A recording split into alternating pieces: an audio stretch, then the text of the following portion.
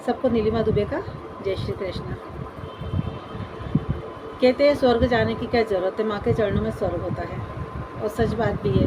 जो माँ 9 महीने हमको पेट में रखती है, हमारे खून से हमको सींचती है और हमें जन्म देती है, फिर हमारी परवरिश करती है, खुद गीले में सोती है और हमें सूखे में सुलाती है, खुद भूखी रहती है और हमें खाना खिलाती है और हमें बेस्ट से बेस्ट एजुकेशन देने की कोशिश करती है। उस माँ के चरणों में स्वर्ग नहीं होगा तो क्या होगा। माँ को तो कहते हैं ना, अपने चमड़े का जूता बना के भी पहना दो तो कम हैगा। आज की जो कहानी है उसका शीर्षक है माँ का सौदा। कोमल और श्यामलाल जी 2 पति पत्नी रहते हैं। गांव रहता है उनका, बहुत ज़्यादा पुश्ते नहीं, उसमें उनका घर रहता है, ज़मीन जायदाद रहती है, खेती बाड़ी रहती है। वो लोग अपने घर में खेती बाड़ी कर रहे होते हैं। उनका बेटा रहता है दीपक, उसकी परवरिश के लिए उनको ज़रूरत लगती है तो वो खूब अच्छे से उसकी परवरिश करते हैं, खेती बाड़ी बहुत अच्छे से करते हैं, मेहनत करते हैं और उसको वो एक बड़ा आदमी बनाते हैं, उसको नौकरी करवाते हैं। अब धीरे धीरे श्यामलाल जी बुजुर्ग होने लगते हैं तो श्यामलाल जी फिर अपनी खेती धीरे धीरे कम कर देते हैं। दीपक की नौकरी लग गई होती है, दीपक शहर में शिफ्ट हो चुका होता है अपनी पत्नी के साथ में। उसकी पत्नी का नाम सुशीला रहता है। अब दीपक बहुत कम फ़ोन लगाता है, उसकी माँ से और पापा से बहुत कम बात करता है। तो सुशीला को हमेशा लगा रहता है कि ये बहुत कम बात करते, तो सुशीला ही अपनी सास से बात करके और सब हालचाल बता रही होती है। अब सुशीला सब चीज़ें बता रही होती है और सास भी समझती है उसके बेटे की हरकतें, तो सास भी कहती है कि चलो कोई बात नहीं, सुशीला से तो अपन को जानकारी मिल ही जाती है। वो सुशीला से बड़ी खुश रहती है। अब धीरे धीरे श्यामलाल जी की तबीयत बिगड़ती जाती है, श्यामलाल जी को कैंसर हो जाता है। तो कोमल अपने बेटे से दीपक से कहती है कि आ जाओ, यहाँ पे आ जाओ, पर दीपक हमेशा बहाना लगा देता है और आने के लिए इनकार कर देता है और ऐसे बहाना लगा देता रहता है। कोमल बड़ी दुखी रहती है, श्यामलाल जी भी बड़े दुखी रहते हैं। श्यामलाल जी कहते हैं अब मेरा अंतिम समय आ गया है, दीपक को बुला लो, कुछ समय वो मेरे साथ रह जाए। कोमल दीपक को फ़ोन लगाती है, दीपक आने से मना कर देता है, कहता है मुझे फुर्सत नहीं है, मुझे छुट्टी नहीं है, मैं नहीं आ पा रहा। एक दिन श्यामलाल जी लेटे रहते हैं और अचानक से श्यामलाल जी को जी घबराता है और श्यामलाल जी का जी घबराता है और श्यामलाल जी को एकदम से बेचैनी होने लगती है। तो वो कोमल जी से कहते हैं कि मुझे बहुत तेज़ जी घबरा रहा है, बहुत बेचैनी हो रही है। तो कोमल जी किचन में जाती है और किचन में जाकर वो श्यामलाल जी के लिए नींबू पानी लेकर आती है। जैसे ही वो नींबू पानी लेकर आती है, देखती है श्यामलाल जी आंखें बड़ी बड़ी करके पत्थर जैसी उनकी आंखें हो जाती है, मुँह खुला का खुला रहता है, स्तंभ से पड़े रहते हैं। कोमल समझ जाती है कि इनका देहांत हो चुका है। वो रोने लगती है और दीपक को फ़ोन लगा के बताती है कि तुम्हारे पिताजी का देहांत हो गया है और सब गांव वाले इकट्ठे हो जाते हैं। दीपक को अतरा आनंद फानन में दीपक मुखाग्नि तक ही आता है। जैसे उसकी मुखाग्नि देनी रहती है तभी वो आता है और उसके बाद में वो 2 दिन तक रहता है और 2 दिन के बाद में वो कहता है कि अब मुझे वापस से ऑफिस जाना है। उसकी माँ को बहुत धक्का लगता है श्यामलाल जी की मौत का। वो एक टकी लगाकर एक जगह घूरती रहती है, किसी बात का कोई जवाब नहीं देती है, बहुत ज़्यादा बेसुध हो जाती है, बहुत ज़्यादा उन्हें धक्का लगता है क्योंकि उनका एकमात्र सहारा श्यामलाल जी तो थे। दीपक का तो होना नहीं होना उनके लिए कोई मायने नहीं रखता था क्योंकि दीपक ना तो कभी फ़ोन लगाता था, ना कभी उनके हालचाल पूछने आता था। और जब तक उनके पास खेती थी, खेती का पैसा आता था तो साल 2 साल में पैसे के लालच में वो आ भी जाता था। और जब उनकी खेती बिक चुकी थी, जब उनके पास कुछ भी नहीं बचा था, सिर्फ एक पुश्तैनी मकान था, तो उससे उसको क्या मिलता, तो उसने आना जाना फ़ोन लगाना सब छोड़ दिया था। और अब भी देखो 2 दिन के बाद में दीपक कहता है कि मुझे तो जाना है और मेरी नौकरी से छुट्टी नहीं है, फलाना ठिकाना। तो माँ तो कुछ नहीं कहती, वो तो एक जगह आंखें टकटकी लगाए देखती रहती है और उससे कुछ भी नहीं कहती है। और सुशीला की इच्छा नहीं होती है कि वो जाए। सुशीला अपनी सास से बहुत प्यार करती है और वो दीपक को भी बहुत अच्छे से समझती है, तो उसकी इच्छा नहीं होती है और वो कहती है ऐसे में कैसे छोड़ के चले जाए, पर वो दीपक के डर के मारे कुछ नहीं कहती है। तो गांव वाले जो रहते हैं ना, सारे के सारे गांव वाले उसको समझाते दीपक को कि अरे अभी 2 दिन हुए, तेरवी करके जाना और अच्छा नहीं लगता है, तुम्हारी माँ या कौन है इनका सहारा। ऐसे करते करते सब गांव वाले उसको बहुत प्रेशर देते हैं और उसको समझाते हैं। तो दीपक रुक जाता है, फिर वो 13वीं करता है, 13वीं तक वो रुका रहता है। 13वीं के बाद में वो जाने लगता है। जैसे ही वो जाने लगता है तो सरपंच जी कहते हैं कि दीपक तुम्हारी माँ को भी साथ में ले जाओ, तुम्हारी माँ किसके सहारे रहेगी। तो वो कहता है कि नहीं नहीं, मेरा वहाँ शहर में बहुत छोटा मकान है कि मैं वहाँ पे मैं अपना गुजर नहीं कर पाता, माँ को कैसे रखूँगा। तो सरपंच जी कहते हैं कि दीपक ये तो गलत बात है, तुम्हारे पिताजी जिंदा थे जब तक उन्होंने तुम्हारी माँ का बहुत अच्छे से ख्याल रखा, उन्हें कभी किसी भी बात की तकलीफ नहीं होने दी। और अब तुम हो जो तो अपनी माँ को साथ में ले जाते बुढ़ापे में, वो उनका कौन सहारा है तुम्हारे अलावा। तो दीपक तब भी बहुत बहाने लगाने लगता है कि ऐसा वैसा फलाना ठिकाना। तो सरपंच जी फिर उसको धमकी देते हैं। सरपंच कहता है कि है ना, अगर तुम अपनी माँ को नहीं ले जाओगे तो जो तुम्हारा पुश्तैनी मकान है उसमें से मैं तुमको एक भी हिस्सा नहीं लेने दूंगा, 1 रुपया भी नहीं लेने दूंगा। दीपक डर जाता है। दीपक कहता है कि सरपंच जी के हाथ में सब कुछ है, कहीं ऐसा ना हो कि सरपंच जी मुझे सही में हिस्सा ना लेने दे, तो वो अपनी माँ को शहर ले जाता है। अध मन से ले जाता है, मतलब उसका मन तो नहीं करता है, पर ऐसे अधूरे मन से वो ले जाता है। पर सुशीला जो रहती है ना, वो बहुत अच्छी बहू रहती है। वो अपनी सास का बहुत ध्यान रखती है और बहुत खुश होती है कि चलो अब मैं माँ जी का यहाँ पे अपने सामने अच्छे से ध्यान रखूँगी। और एक औरत होने के नाते वो एक औरत की पूरी मुसीबतों को और पूरे दुख को अच्छे से समझती है। तो सुशीला अपनी सास का बहुत अच्छे से ध्यान रखती है। और उसके बाद में धीरे धीरे ऐसे करते करते 1 महीना बीतता है। 1 महीने बाद दीपक आता है, देखता है बिजली का बिल बढ़ा हुआ आया है, कि राशन का बिल बढ़ गया है। तो सुशीला को बुला के चिल्ला चुट करने लगता है कि घर में एसी क्या लगवा दिया, क्या तुम दिन भर एसी की हवा खाती हो क्या, और ये किराने का बिल इतना कैसे बढ़ गया, और ये फालतू के खर्चे कैसे हो गए। तो सुशीला धीरे से बाहर आती है और कहती है, माँ जी अंदर रहेगी, अच्छा नहीं लगता, आप इतनी ज़ोर ज़ोर से चिल्ला चुट मत करिए। उधर कोमल भी सब बातें सुन रही होती है। तो फिर सुशीला कहती है कि सुनिए माँ, अपन गाँव गए थे, 1000 तो वहाँ पे खर्चा हो गया था जाने आने में, और 1500 रुपये माँ जी के आने से किराने का खर्चा बढ़ाएगा, और इसके बाद में थोड़ा बहुत फ़र्क तो पड़ता ही है लाइट बिजली में। तो घर में एक मेंबर बढ़ेगा तो खर्चे तो बढ़ते ही हैं। और सुशीला उसको बहुत प्यार से समझाती है, पर दीपक जो है वो आनंद फनन में बहुत चिल्ला चुट करने लगता है, और वहीं बिजली का बिल पटक के टेबल पर चला जाता है। सुशीला जाके अपनी सास से अच्छे से मधुर बातें करने लगती है, उनका ध्यान रखने लगती है, कहती माँ जी अब तो ध्यान मत दो, इनका तो थोड़ा ऐसे ही नहीं चलेगा। और ऐसे करके वो अपनी सास का बहुत ध्यान रखती है।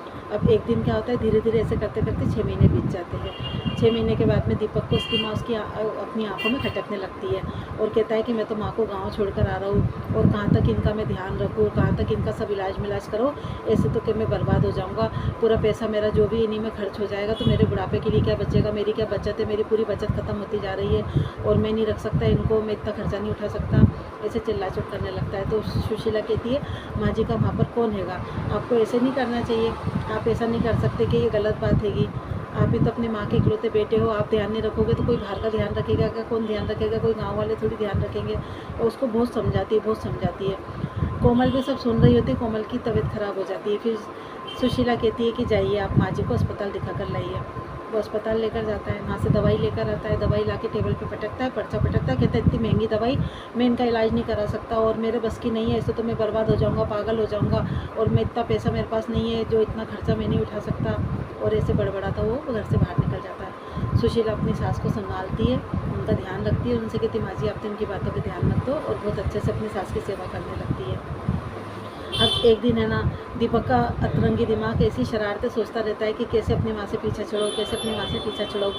एक दिन वो अपनी माँ की दवाई लेने अस्पताल जाता है, तो वहाँ पर देखता है कि एक आदमी बहुत परेशान है, बहुत परेशानी में वो इधर से उधर चक्कर लगा रहा है, वो बहुत परेशान है। तो उससे जाकर पूछता है कि क्यों भाई, क्या बात है, तुम इतने परेशान क्यों हो। तो वो कहता है कि मेरी माँ की एक किडनी फेल हो चुकी है, मैं कितने भी लाखों रुपए देकर अपनी माँ की दूसरी किडनी ले सकता हूँ, अगर कोई मुझे डोनर मिल जाए तो। दीपक अतरंगी दिमाग का तो रहता है, लालची भी रहता है, शैतान दिमाग का भी रहता है। उसका तुरंत दिमाग चल जाता है कि क्यों ना मैं अपनी माँ की किडनी बेच दूँ, इससे तो मुझे बहुत पैसे भी मिल जाएंगे। बस वो यही विचार करके डॉक्टर से मिलने जाता है। तो डॉक्टर कहता है कि तुम्हारी माँ बहुत बुजुर्ग है, और उनकी किडनी हम देंगे तो उनकी जान पे आ जाएगी। तो दीपक कहता है तुम्हें क्या करना है इससे, तुम्हें क्या दिक्कत हैगी, तुम तो दो।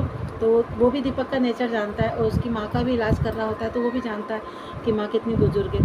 फिर वो कहता है नहीं नहीं, फिर भी हम नहीं दे सकते, डॉक्टर मना करता है। तो दीपक डॉक्टर को भी पैसों का लालच दे देता है, और डॉक्टर से कहता हैगा कि जो मुझे किडनी डोनेट करने में जो पैसे मिलेंगे उसमें से आधे पैसे मैं तुमको दूंगा।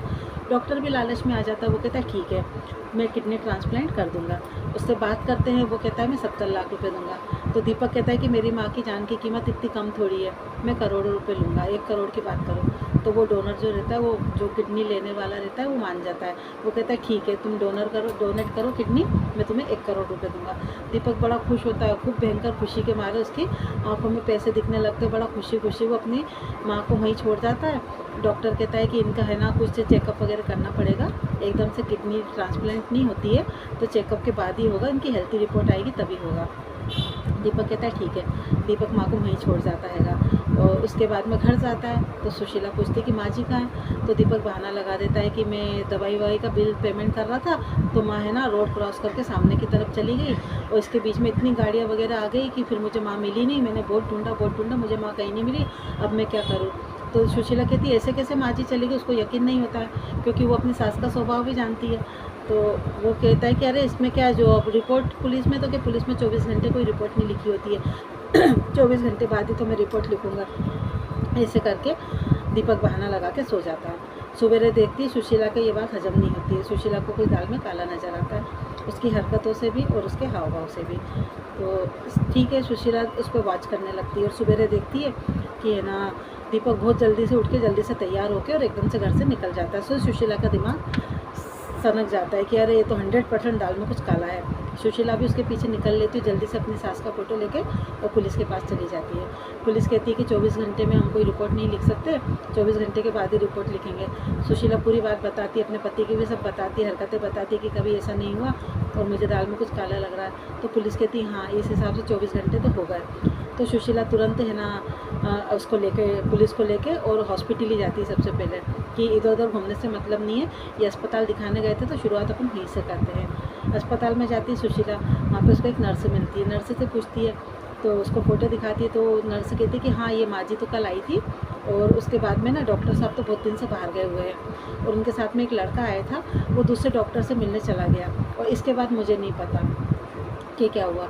तो सुशीला कहती फिर कि मेरे बाद जो दूसरी नर्स की जो ड्यूटी लगी थी उसको सब पता होगा, तो वो आपको पूरी जानकारी दे सकती है। तो वो कहती दूसरी नर्स कहाँ है, तो दूसरी नर्स की तरफ इशारा करती है। उसके पास में मुंह लटका के एक लड़का बैठा हुआ होता है। तो सुशीला उसको बुलाती है नर्स को और उसको उसकी सास का फ़ोटो दिखा के बोलती है कि इनको आप जानती हो क्या। इतने में वो फ़ोटो वो लड़का भी देख लेता है, तो वो भी चौंक जाता है और उस फ़ोटो को देखकर ऑपरेशन थिएटर की तरफ देखने लगता है। और इधर डॉक्टर उसको बोल ही देता है कि तुम्हारी माँ पूरी तरह हेल्थी है किडनी डोनेट करने के लिए, तो मैं अभी इनको ऑपरेशन थिएटर में ले जाकर और किडनी डोनेट कर देता हूँ। और वो उसकी सास को है ना बेहोशी का इंजेक्शन लगा देता है, तो जिससे उसकी रजामंदी और उसको कुछ पता ही नहीं रहता है। बेहोशी की हालत में वो कुछ नहीं बोल पाती, उसको पता ही नहीं चल रहा होता है कि उसके साथ में क्या हो रहा है। और ये पूरी ऑपरेशन की तैयारी लगा लेता है डॉक्टर। और उसके बाद में जब वो सुशीला पूछती है नर्स से, वो लड़का भी चौंक जाता है। सुशीला इतने में सब समझ जाती है, पुलिस को लेकर ऑपरेशन थिएटर की तरफ जाती है, जोर जोर से दरवाज़ा भड़कने लगती है। दरवाज़ा भड़कती तो दरवाज़ा जैसे खुलता है तो पुलिस और सुशीला जैसे अंदर जाकर देखते हैं तो वहाँ पे किडनी निकालने की पूरी फुल तैयारी लगी रहती है। तो पुलिस वाले फिर है ना उस लड़के को भी पकड़ते हैं, डॉक्टर को भी पकड़ते हैं। इतने में देखते हैं कि दीपक उधर से एक कंधे पे बड़ा सा बैग टांगा हुआ आता है, उसके साथ में एक आदमी आता है। तो वो आदमी वही रहता है जो उसको डोनेट के लिए जो रुपए दे रहा होता है, 1 करोड़ रुपये, वो रहता है। और उसका जो बगल में बैठा रहता है उसका छोटा लड़का रहता है जिसको किडनी दी जा रही होती है। तो पुलिस सबको पकड़ लेती है। इतने में दीपक समझ जाता है तो दीपक भागने की कोशिश करता है। तो पुलिस उसको पकड़ लेती कि अब कहाँ भागोगे तुम, और तुम्हें शर्म नहीं आती, तुम अपनी माँ का सौदा करते, तुम जैसा नालायक इंसान तो मैंने अपने जीवन में कहीं नहीं देखा। ऐसे इंसानों को तो सीधे फांसी पे चढ़ा देना चाहिए। और उसको पकड़ के पुलिस ले जाती है, उसको बहुत मारती है। तब जाके वो सब उगलता है और उगलने के बाद में सब बताता है कि उसने कैसे कैसे अपनी माँ की किडनी का सौदा किया। पुलिस उसको 3 साल की सज़ा देती है। इधर सुशीला अपनी सास के गले लगती है और सास को घर लेकर आती है। फिर धीरे धीरे उसकी सास का बहुत ध्यान रखने लगती है। घर खर्चे चलाने के लिए फिर सुशीला ऑनलाइन जॉब चालू कर देती है ताकि उसको उसकी सास का भी ध्यान रखना होता है, घर खर्चे भी चलाना होता है। इस तरह से सुशीला अपना गृहस्थी जीवन चला रही होती है, अपनी सास का ध्यान रख रही होती है। धीरे धीरे करके उसकी सास स्वस्थ हो जाती है। अब उसकी सास स्वस्थ हो जाती है, कुछ सप्ताह निकलते हैं, उसकी सास बार बार अपनी आंखों से अपने बेटे को ढूंढ रही होती है। फिर वो पूछती है कि दीपक नहीं दिख रहा, दीपक नहीं दिख रहा। अब थोड़ी उसकी माँ स्वस्थ हो चुकी होती है, दीपक की माँ, तो सुशीला को बताने में कोई झिझक भी नहीं आती है। फिर वो पूरी बातें अपनी सास को बता देती है कि दीपक ने उसके साथ कैसे कैसे किया। थोड़ी देर के लिए उसकी माँ एकदम स्तंभ सी हो जाती है और फिर सोचती है कि मैंने अपनी परवरिश में कहाँ कमी रख दी। और फिर उसके बाद में वो सुशीला की तरफ भी देखती है कि ये भी तो एक लड़की है, ये भी तो इसने मेरा कितना ध्यान रखा, कि एक परवरिश इसकी भी हुई है जिसने मेरा कितना ध्यान रखा। और सुशीला को गले लगा के और उसको बहुत अच्छे से प्रेम करने लगती है और बड़ी खुश रहती है कि कम से कम मुझे बेटा अच्छा ना मिला पर बहू तो मुझे बहुत अच्छी मिली। और भगवान को बहू के लिए धन्यवाद देने लगती है। ऐसे करते करते धीरे धीरे वो लोग अपना गृहस्थी जीवन जी रहे होते हैं। उसकी सास बहुत अच्छी हो जाती है, बहुत स्वस्थ हो जाती है और सुशीला भी ऑनलाइन जॉब करने लगती है। अब 3 साल पूरे हो चुके होते हैं। 3 साल पूरे होने के बाद में दीपक की सज़ा पूरी हो जाती है। दीपक घर आता है, लेकिन दीपक पहले जैसा दीपक नहीं होता है, उसमें काफ़ी बदलाव आ जाता है। उसकी आंखों में बहुत शर्मिंदगी रहती है और अपनी माँ और अपनी पत्नी के लिए उसकी नज़र में बहुत ज़्यादा इज्जत होती है और वो बहुत इज्जत करता है अपनी पत्नी की भी और अपनी माँ की भी। और दोनों से क्षमा मांग के अपनी माँ के चरणों में गिर के बहुत रोने लगता है। माँ तो माँ होती है, माँ के चरणों में सच में स्वर्ग होता है। वो तुरंत अपने बेटे को गले लगा लेती है और उसको माफ़ कर देती है। तो ये कहानी आपको कैसी लगी, लाइक और सब्सक्राइब ज़रूर कीजिएगा। जय श्री कृष्ण।